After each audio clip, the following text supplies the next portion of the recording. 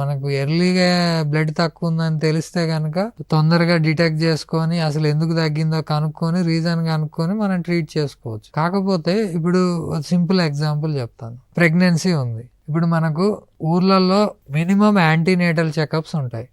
అంటే ఫస్ట్ 3 monthsలో ఒకసారి వచ్చి చూపించుకోవాలి, 6 monthsకి ఒకసారి, 9 monthsకి ఒకసారి. దీంట్లోనే మనకు బ్లడ్ తక్కువ ఉన్నది అనేది డిటెక్ట్ అయింది అనుకోండి, ఇమ్మీడియట్గా ట్రీట్ చేస్తాం. కొంతమంది అలా కాదు, ప్రెగ్నెన్సీ పాజిటివ్ వచ్చినాక ఎప్పుడో ప్రాబ్లం వచ్చినప్పుడు డాక్టర్ దగ్గరికి వెళ్తారు.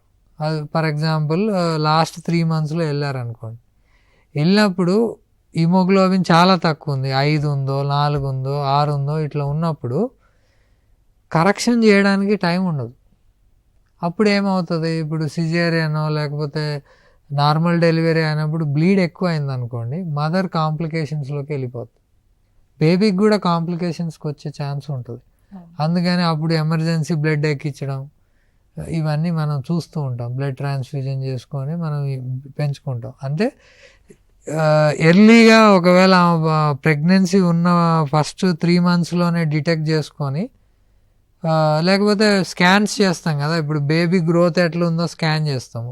బేబీ గ్రోత్ సరిగా లేదన్నప్పుడు ఎందుకు లేదు అనే దానికి మదర్ని కూడా ఇన్వెస్టిగేట్ చేస్తారు కదా, అప్పుడైనా తెలుస్తుంది. సో ఎర్లీగా కనుక్కొని ట్రీట్ చేసుకుంటే కనుక కాంప్లికేషన్స్ని ప్రివెంట్ చేయొచ్చు.